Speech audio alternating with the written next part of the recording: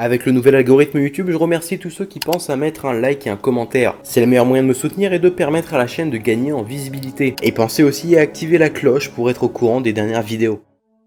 De tout temps, l'homme a toujours aimé se raconter des histoires, des contes et des légendes, racontant notre passé, nos origines. Mais très vite, on a aussi commencé à imaginer notre futur. Et c'est ce que propose la science-fiction. On en a déjà parlé plein de fois, et oui, je sais, le sujet est très vaste. Mais comme à chaque fois, nous allons nous pencher sur une seule des multiples facettes de la science-fiction. Alors en totale opposition au démesuré Space Opera, le premier épisode, restons plus terre à terre avec la hard science.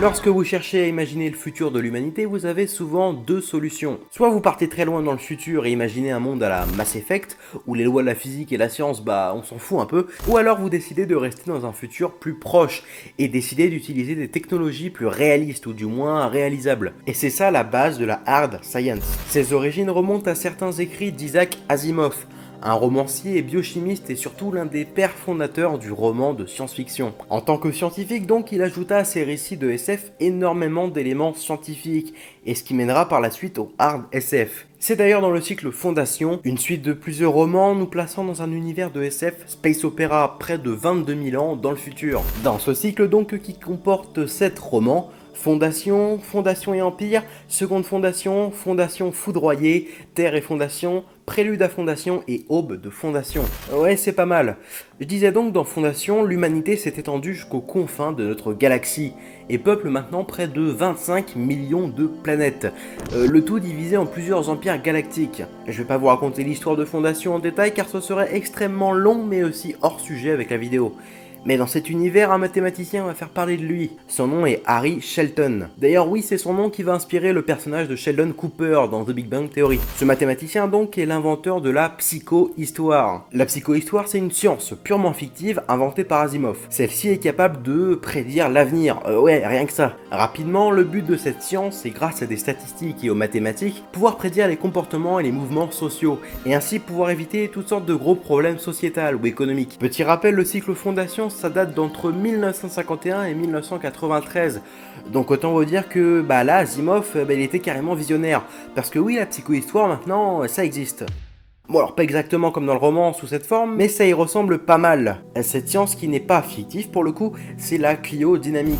Alors comme il y a déjà Dirty Biology et Histoire Brève qui en ont parlé dans une vidéo, je vais être bref. Donc comme la psychohistoire, le but est de prédire les bouleversements sociétaux à venir. Dans le cas de la cryodynamique, on utilise des données du passé pour prévoir l'avenir. C'est une méthode scientifique qui a été mise au point par le mathématicien Peter Turchin en 2003. On prend le plus de données possibles sur différentes périodes, comme par exemple la chute de Rome, et avec on tire des statistiques qui normalement peuvent anticiper certains événements. Bon, fin de la parenthèse, tout ça pour dire que c'est un sujet très intéressant et qu'Asimov était un putain de visionnaire. Donc ça c'est les bases de ce que va devenir la hard science. Et j'ai pris l'exemple de la psychohistoire car pour moi c'est la meilleure des métaphores pour la hard science. Avant tout, prédire un avenir à l'humanité. La hard science c'est avant tout de l'anticipation, souvent pessimiste d'ailleurs. Bon alors il existe pas mal d'œuvres appartenant à la hard science, notamment Titan, un roman de Stephen Baxter, nous contant le voyage vers Titan, l'une des lunes de Saturne. Ou bien aussi La planète des singes, Jurassic Park, Seul sur Mars ou bien 2001, l'Odyssée de l'espace. Et des œuvres comme ça, il y en a plein.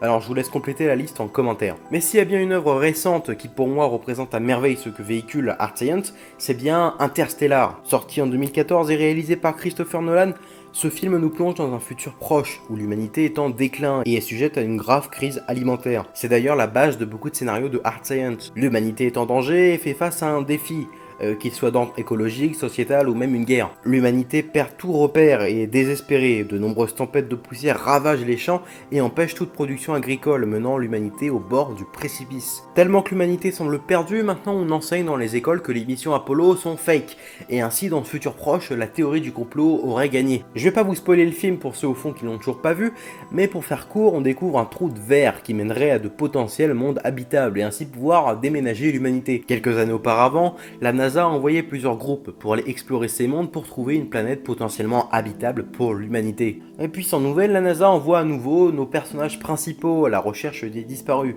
Niveau spoil, je m'arrête là. Le film fait énormément d'allusions aux théories d'Einstein, comme la relativité générale, que je ne vais pas détailler ici car j'ai pas du tout le talent d'un vulgarisateur scientifique. D'ailleurs, le film a été pas mal critiqué car il faisait des erreurs scientifiques, comme le fait que théoriquement, il est impossible de traverser un trou noir sans y laisser sa peau. Pour un film qui se veut un minimum respectueux de la science et des règles de physique, c'est un peu dommage. Vous l'aurez compris, la hard science ne néglige pas la science, du moins essaye de la négliger le moins possible. Comme toute œuvre de science-fiction, elle fait une critique de nos sociétés actuelles, en nous mettant face aux problèmes qui risqueraient d'arriver si l'humain ne fait rien, mais aussi aux potentielles solutions à ces problèmes. Car oui, la science-fiction peut apporter des éléments de réponse à nos problèmes actuels.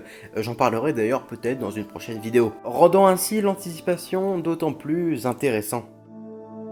Okay, Ronnie, I'm ready to start motion station forward. We will let you know when we think the landing. Mike, in the meantime, you have a go to pull the NTO